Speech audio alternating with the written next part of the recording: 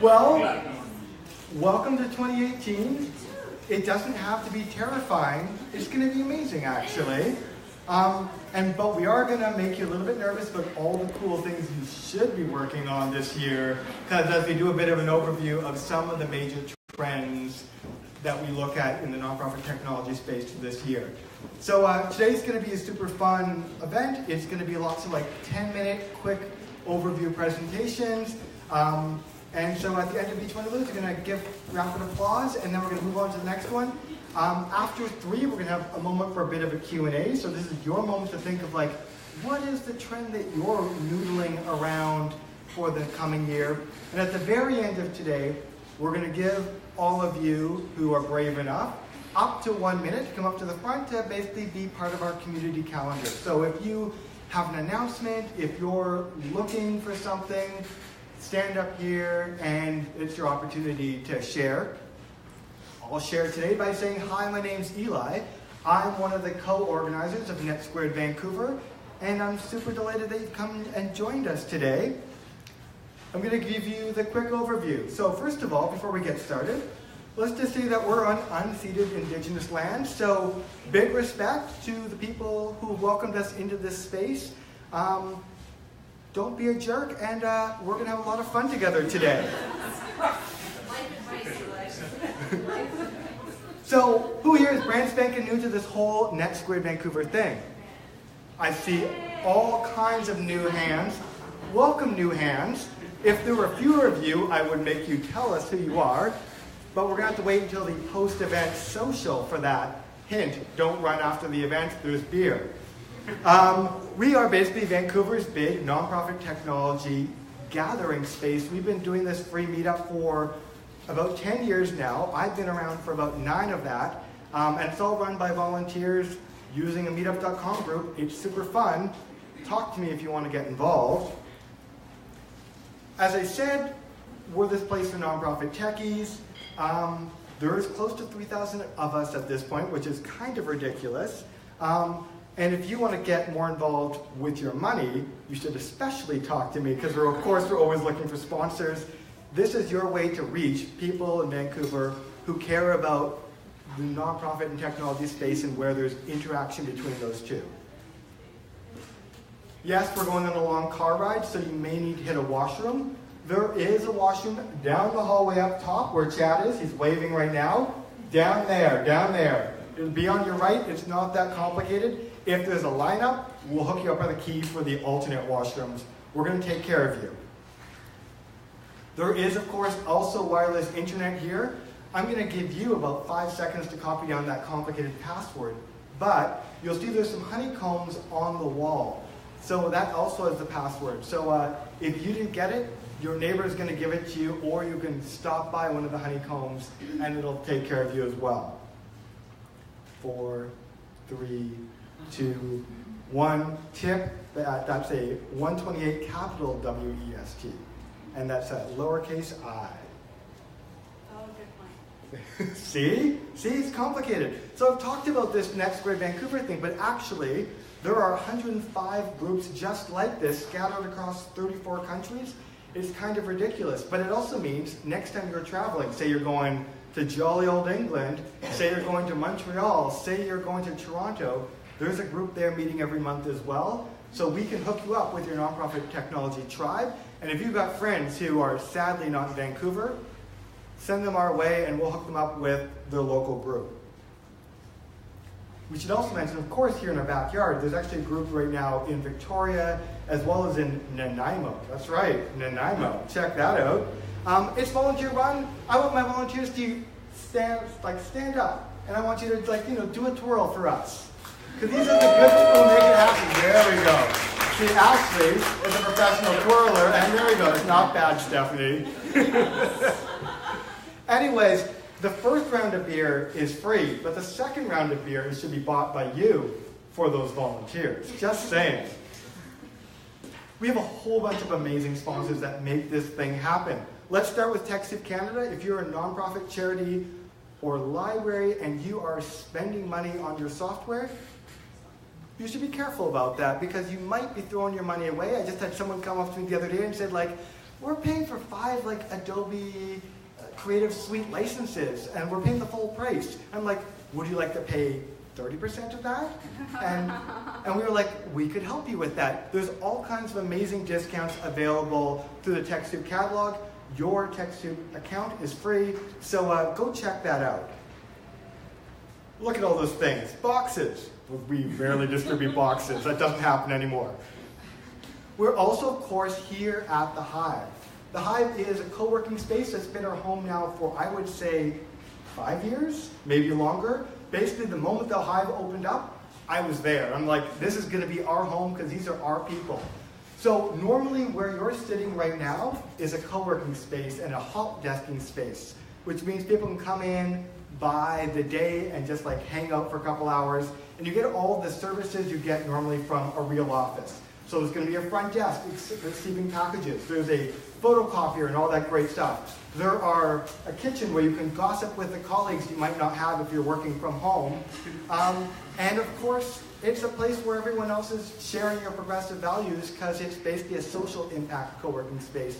So maybe you work from an office and you don't like the people you work with. The Hive can solve that problem for you. And if you work from home and don't like that anymore, again, check out the Hive. I've got at the back little one-day free coupon card thing, so you can test it out for no money. What a miracle.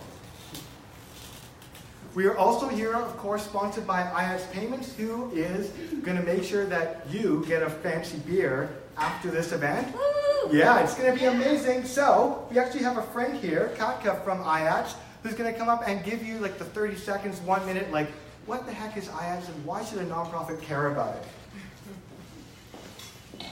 Hello, thanks for calling out. So I'm very excited to be here. We're actually sponsoring Net2van Vancouver for a couple of years now. So we're payment processor.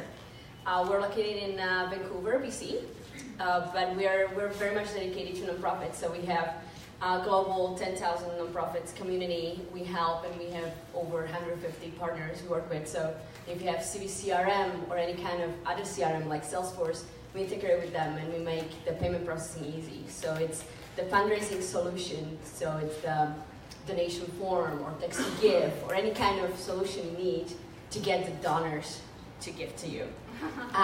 We basically breathe volunteering. We volunteer a lot. The president is also a member of the many nonprofit boards, and we're encouraged to volunteer a lot. We get even paid volunteer days and so on. And Net2van Vancouver, it's one of the very nice partners we like to partner with because they help you to get better, to see the technology you can utilize and get better, essentially. So that's me. Well, thank you. Enjoy the beer. And if we wanted to ask you more questions, are you going to be around at the end of this event today, or do you need to rush? I'll probably need to rush. I just wanted to check you out if you have fun.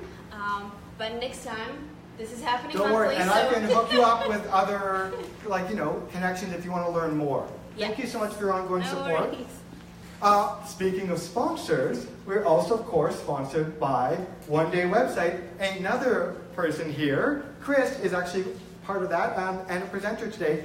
What is this One Day Website thing? So One Day Website is for people who need cost-effective websites. So if you want to figure out WordPress and registering a domain, you can do that on your own, but we're the one step up from that where you don't want to figure out the techie stuff, and we set up websites in one day for people. So it's WordPress for those who are familiar. Succinct, thank you. Yeah, and so basically the fact that I don't have to stress about the Net2van Vancouver website and it doesn't crash means, because Chris is taking care of it, because whenever I look at the server console, I get real nervous and I start sweating. We're also sponsored by N10, who is basically the membership organization for nonprofit techies. They've helped bring in the snacks here today, and they also hold a really hot conference. This year it's going to be in New Orleans, and it's going to be amazing. I will be there. If you're into Twitter, we got a hashtag. That's the thing to get onto the conversation here today. And as I said, at the end of all this, you're going to get 1 minute maximum. I'll be there with a timer to basically say, this is me, this is what I'm looking for. I will model it for you, so don't get nervous. It's going to look great. It's going to be easy. Finally, I'm going to show off one last time and talk about all the upcoming events we've got, because we're so organized. So the next one actually is going to be planned out by Stephanie, who is somewhere. She's going to come up here and she's going to give you the 30-minute pitch for why you should go to the Modern Annual Report for Nonprofits. Why is it worth our time? Everybody has to do annual reports, usually. So how do you make sure that your annual report is really useful for your donors, for other stakeholders that you have to write with? What kinds of content are going to be useful? How do you incorporate storytelling? What about these fancier annual reports like infographics and websites? What are some ways to do those? Who's doing really well? Who's succeeding? That's what we're going to be covering. Yay! It's going to be the best. No more crappy annual reports. Tanya's going to do the event after that. What are you going to do in March? I'm going to be doing a webinar, a session on webinars. So I'm going to talk about if you don't do webinars, how you can start doing webinars, why you should be using webinars, whether webinars are a good fit for what you're doing, and just generally how they can be an effective tool for both raising money and getting social cred and all sorts of things. So yeah, come join us. Fabulous. Well, thank you. And then in April, because tax time is coming near, we are going to talk a little bit more about QuickBooks and just how to do basic bookkeeping, so that way when you talk to an accountant, they don't laugh at you. So it's going to be a good overview of just the basics of what do you as a small organization need to be worried about as you start preparing for tax season. So that is the future. Now let's talk about even more the future. So we're going to do technology trends for nonprofits. It's going to be a whole bunch of 10-minute presentations. It's going to be fast, it's going to be lively. We're going to try and keep the Q&A to basically the end of these sessions. What we're going to do is session 1, 2, 3, Q&A. Then 4, 5, 6, Q&A. So that's how it's going to flow like today. We are going to start off with longtime friend of the community, Darren Barefoot. Darren, let's talk. Thank you. Have we started yet? So I was gonna. You're in I had an time. anecdote about a dentist appointment I had today, but it's All okay. right. No, it's okay. 3, 2, 1, you're on. Hi, everybody. Thank you for having me, Eli. So there's this aphorism, which some of you may have heard about advertising. It's this old thing people say about advertising, which is they say, I know my advertising works, I just don't know which half of it does, right? Which is this like common thing that before the advent of the internet, one spent a lot of one spent a lot of time guessing at what might work or wouldn't work in terms of advertising. Of course, the advent of digital advertising and digital marketing has like radically changed that. So I'm going to talk about hyper-targeting. Eli asked me to talk about hyper-targeting, and to do that, I want to tell you a story. I run this small agency called Capulet, and we've been working for the past 6 months on a national environmental law reform campaign. And there's lots of moving parts to this campaign. But there's government relations, there's media relations, lots of different pieces. But I want to tell you about 2 forms of advertising we happen to do. One form was like classic bus shelter ads. The objective of this campaign was make sure that basically the liberal federal government is committed to reform 4 important environmental laws, and we want to get those reforms to be as strong and as progressive and as aligned with what the coalition we represent wants. And so we did these bus shelter ads, which were very kind of positive ads on this group of 7 theme, because they had these 7 federal ministers in them, and they were positioned right around Parliament in Ottawa, right? Such that we had somebody who works for us in Ottawa walk around and look at the best bus shelters around the location. We bought ad space on those. And the intent here was very specific, actually, to target the staff, and I suppose the leaders themselves, but the staff of these 7 key cabinet ministers who might see these ads and be reminded that these groups are paying attention and want the best outcomes, okay? And so that ran, and there's ongoing government relations, and we heard 1 or 2 mentions of it through the kind of grapevine on the Hill, but really no sense of how effective those were. Conversely, in the same campaign, the coalition identified 17 key constituencies, 17 key ridings across the country that they wanted to be sure those MPs from those ridings heard from their members, right? We have this mechanism where you would go to a site, you would customize a letter and send that letter to your MP. And there were these 17 MPs, they were on committees, they were some of these cabinet ministers, they were key and important people. And so in that case, we kind of put hyper-targeting to work, or what is commonly called hyper-targeting. Sidebar, hyper-targeting is actually a term invented by the creators of MySpace about 10 years ago. Talk to me after the show because I saw a MySpace URL on the back of a car yesterday for a band that I looked them up. They went out of, they disappeared 12 years ago, but this guy had his car still.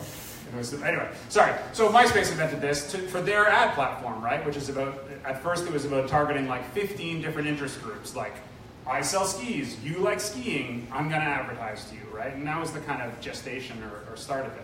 So the hyper-targeting we did, let me ask this question first. Has anybody done Facebook ads where they need to advertise the particular ridings or constituencies? Right.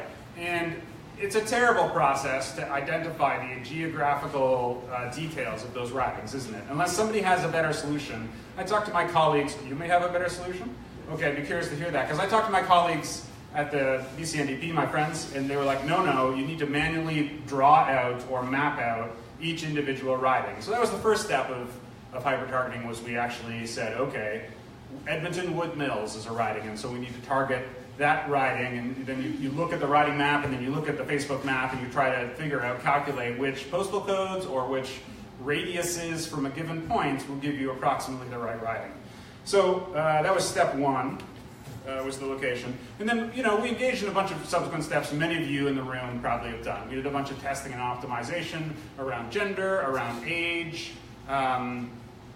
We found that women over the age of 35 were likeliest to complete the action we wanted to take in most ridings.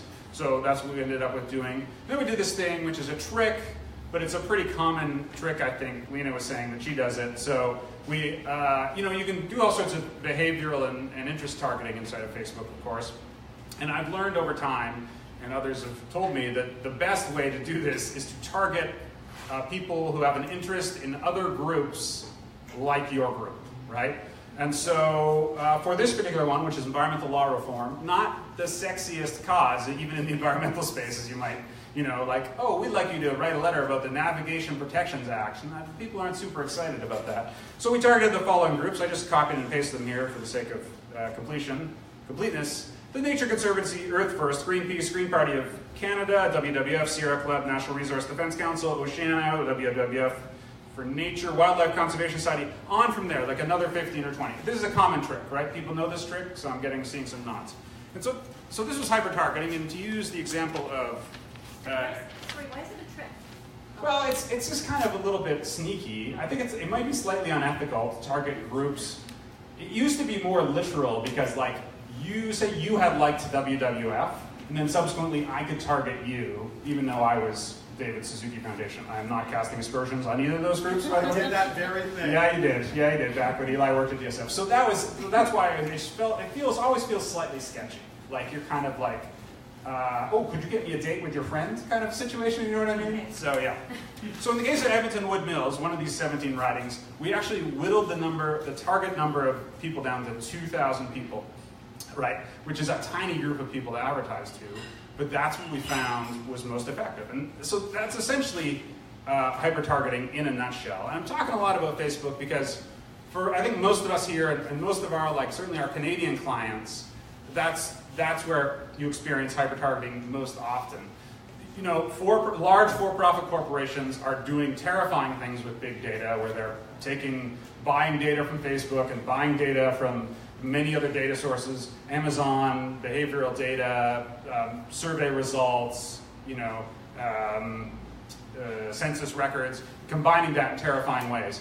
And I'd be curious to hear about afterwards if there's anybody doing that level of kind of sophisticated big data hyper-targeting in Canada in the nonprofit sector, but I'm unaware of it. I do want to say there are a couple of other ways. You're giving me a 3-minute warning, thank you. We're just signaling. Very subtle. Yeah. There are other ways outside of Facebook that groups can still do hyper-targeting with.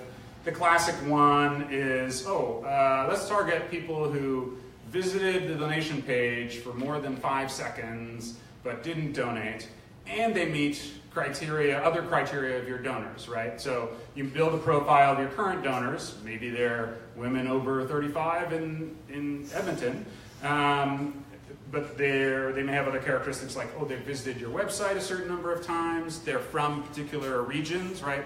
A classic strategy here is targeting people in wealthy neighborhoods, right? Or in your city or in your province or across the country. It's very common. Interesting side note, Americans get actually access to a lot more filtering inside Facebook.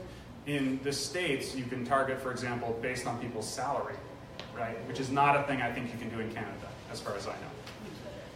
Twitter you can too. I don't trust the Twitter data at all. No, it's like total BS.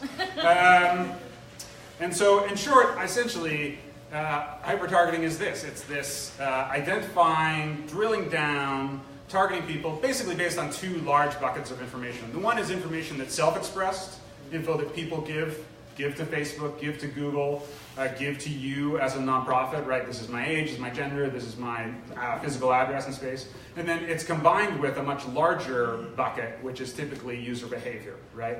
That's what links I click on, what videos I view, what interests I have, what pages of your website I go to and for how long, what actions I take on behalf of your organization, and so on and so forth. So taking those 2 things and then trying to narrow that audience down as much as possible to, the rule of thumb would be the smallest group possible that's still worthwhile to advertise to, right? Like Facebook typically says that's 1,000 people, sets that threshold around 1,000 people. It might be smaller or bigger depending on what channels or what marketing activities you're doing. And I did want to, that's the promise of hyper-targeting, and it works a lot, but I did want to, finish with this second part of the story about this environmental law reform campaign, which was, so we were targeting 17 ridings, and they were all Liberal or NDP, but a number of them were, what would you say, they were bluish Liberal, Liberal, they were small c conservative Liberal ridings. And so we did this hyper-targeting, and we ran these ads, but inevitably, in a number of these ridings, particularly for the ads which mentioned climate, we would get grumpy old men who would comment negatively on our ads, even though we'd aspired to do this hyper-targeting. And I did quite a bit of research and asking around, and I never do. You were nodding. You've seen this too. Yeah. And it's it's fascinating to me that Facebook has not optimized that process so that I give it all these signals, but it still gives false results back to me when people who are, kind of unhappy to hear about, addressing climate change, for example, and get quite fussy about that. And so that is the kind of, I guess that's kind of a downer note to end on. But anyway, I think, we're headed in this direction. Eventually we're going to get to an audience of 1, but it is not without its problems. Thank you very much. Thank you.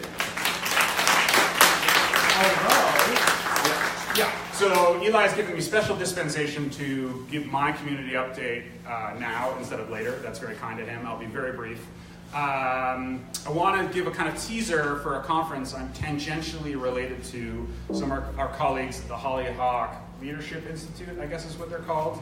So it's a new digital conference that is being hosted at Hollyhock end of May this year, called Activate. And it's kind of a digital leadership conference, so I'm going to say mid-level, like you're a digital comms person, manager level and higher, perfect for you. I really think it's filling a gap in that we don't have a kind of longer retreat kind of style events in Western Canada in the digital nonprofit space anymore. So this is called Activate.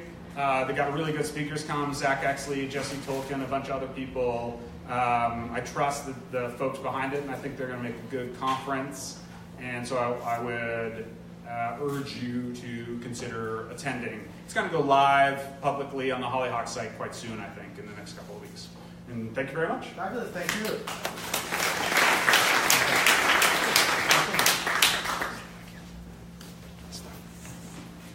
Excellent, we're moving right along. Next we've got Leah Bay, who's going to talk about SMS messaging, which does not sound sexy, but careful, she's going to sex it up for you because there's newfangled technology behind it. So let's talk a little bit about text messaging for campaigns. And I'll pull some slides up.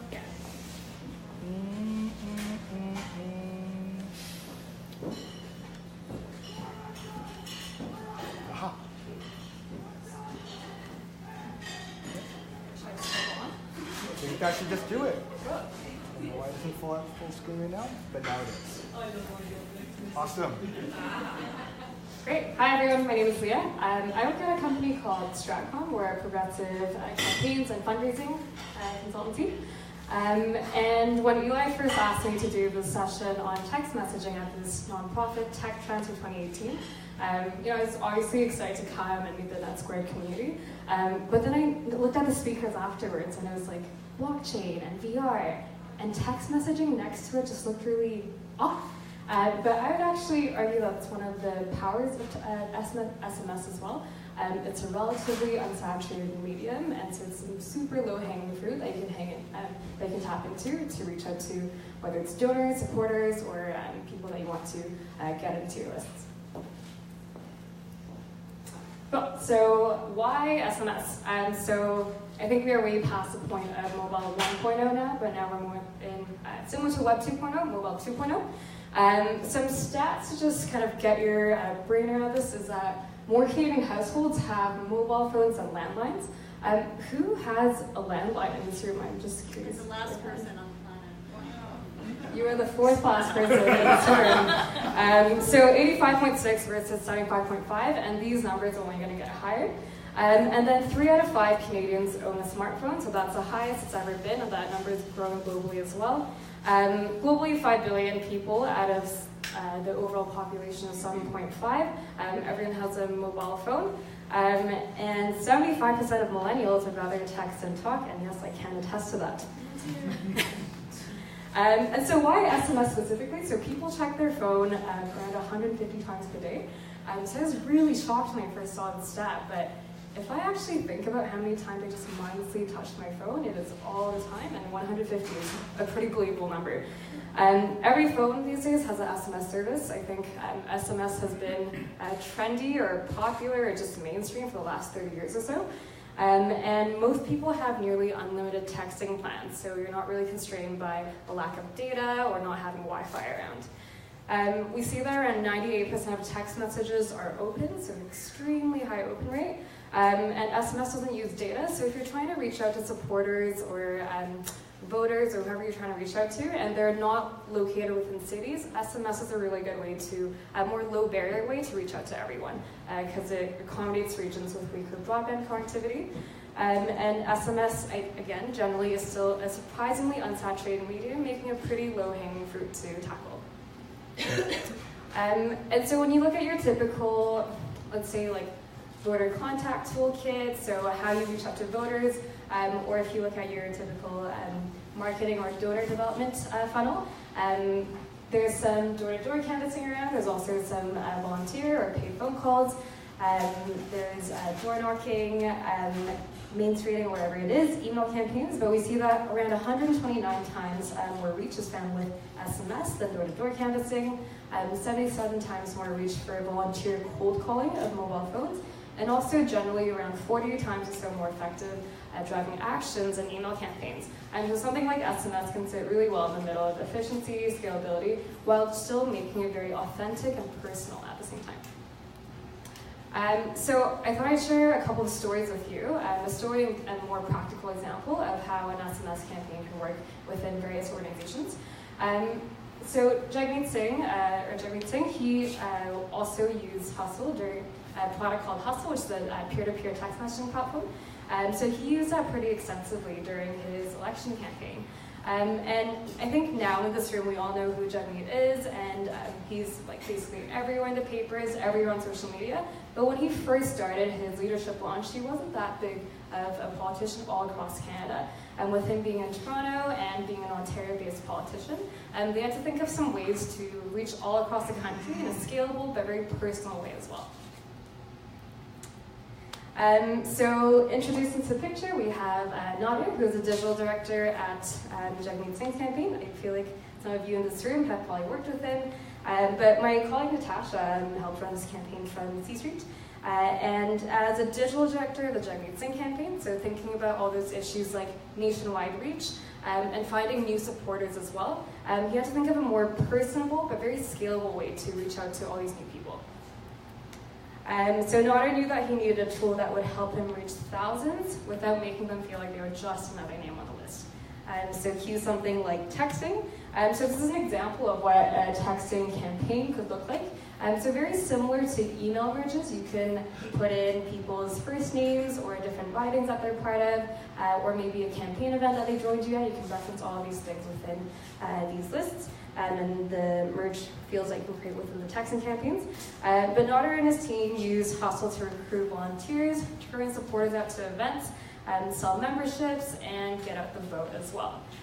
And here's a little quote from him. He said, "It's super fast, and they're having real conversations all across Canada. And it's very intuitive and easy to use because mostly everyone knows how to text." And what happened with this is Hustle was one of the many exciting new tools that the Jagmeet Singh campaign used. It was a very crowded field that he won against in that leadership contest, but he won with over 50% of the vote, which is incredible. And then on a more practical note, like how we could execute this day to day. So we have the BCSVC as an example, who also use text messaging. Super cute, I know. And so they have an annual flagship fundraising event called Pause for a Cause. So they were in search of a very personalized yet scalable way to sign up their previous Pause for a Cause participants to come and join this year's walk as well. And because they're a charity, they obviously want to make their every gift or every dollar that is given to them go as far as possible. So the BCSPCA decided to bring in a texting tool called Hustle to text supporters or ask. And I would note here as well, because the BCSPCA is a registered charity, they are able to reach out to their supporters without legislative restriction. If you're curious to know more about that, you can chat afterwards as well. And this is an example of some real-time text that, because I was on the BCSVC's list, they were able to message me. So we tested out 2 different examples of how a text messaging campaign might be able to work best. And in Ask A, we have, "Hi Leah, this is Charlie with BCSPCA. It's just a few weeks till Pause for a Cause. Can you join us? The animals love to see you. Let me know and I'll send you a promo code for free registration."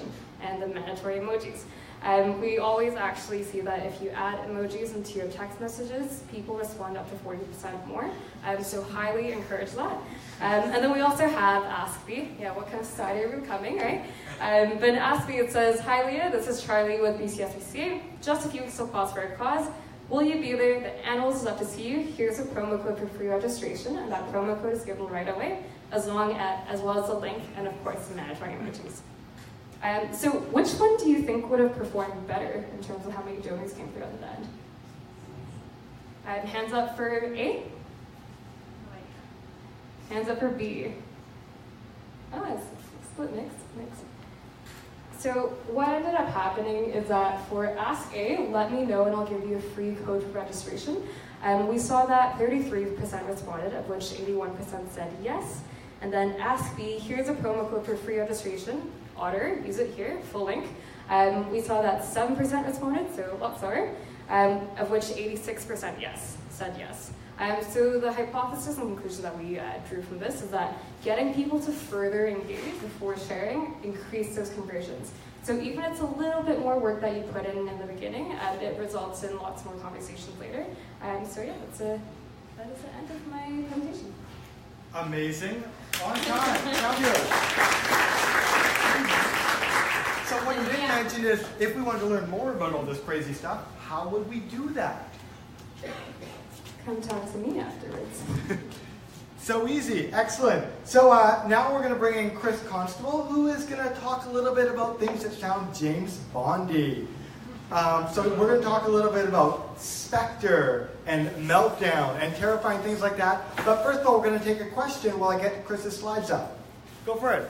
I would just add to Delia that many of the texts you give, you can actually be more creative than just texting please donate.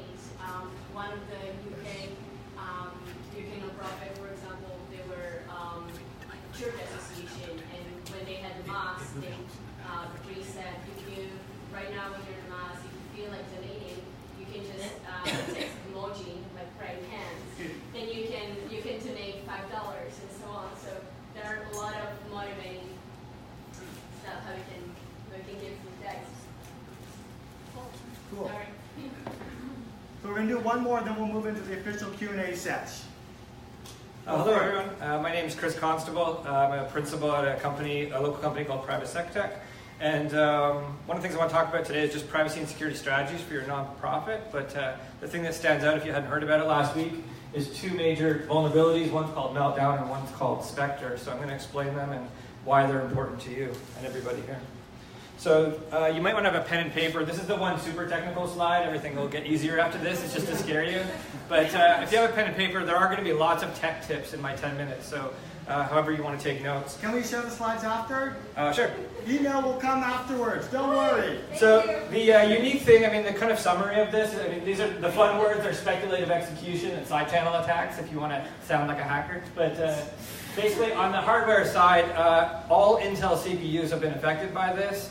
And now it's come out that also AMD and ARM, which is basically every processor on Earth. So the scale of this vulnerability is pretty notable. The CEO of Intel said today at CES in Las Vegas that starting next week, they have solutions for 90% of the CPUs. So things are going to be coming in as far as updates starting next week. So I'd like to look at the positive things when this is pretty detrimental. So it's a helpful reminder that we all need a privacy and security strategy. So I guess the first question is, what can we do?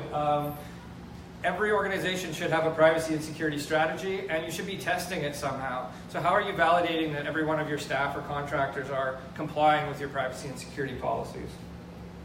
So the number one thing is patch all the things. So often we're like busy working on some kind of document, and you'll get a prompt and say there's an update in Java or an update for OS X, and you say try now, try in an hour, try tomorrow. And I often will see machines that haven't been patched in months to years. So these are two hacker tools that are free to download off of GitHub right now if you want to do some damage. One's called Masscan and one's called Metasploit. And I'm talking about them because Metasploit, what it does is it stores all of the known public exploits, which will include any that come out for the two that I mentioned. But every known exploit on Earth is pretty much in Metasploit. And what Masscan is somebody said, hey, let's weaponize this even further and make it so that it can scan the entire internet as we know it in 6 minutes. So if there's a new exploit tomorrow or somebody comes out with at midnight, if they spin it up in Masscan, they can scan the whole internet for that specific vulnerability in 6 minutes. So this goes to the importance of patching right away when you see the patch. Minutes can matter in some cases, in many cases. And these are almost always automated tools now. There's very few hackers, unless you're like an important person, most of these tools are just hacking en masse and taking over as many computers as possible. So, so there's a bunch of different layers, what's called the OSI model, so I'm going to go through a few of those. But the most entertaining thing is CERT, which is this kind of nationalistic emergency response team. They normally, for every exploit or vulnerability, will list on their website what you need to do to patch and protect yourself. The one that was entertaining with these specific attacks is it says, just upgrade your CPU. The new CPUs aren't even out yet, so this is pretty alarming. So let's just start with the operating systems. So starting this week, but especially into next week, you should look up these two exploits, but there will be patches coming for your servers at work, your laptop at home, your desktop, and your phone. Every operating system needs to be patched as soon as it comes out. The one thing I should say is there's no known working exploits for this yet, but you can bet there's a lot of people working on it just because of the attack surface. The next thing I'm going to talk about is just browsers. So there's a lot of various browsers out there. I usually recommend one based off of Google Chromium. That includes Chrome or a Mozilla Firefox based. These are both open source, which means if a hacker finds a vulnerability in it, they can actually upload the patch and the whole world can get it right away, as opposed to the few hundred engineers who are working on a specific commercial browser. I personally am often asked, what do I use?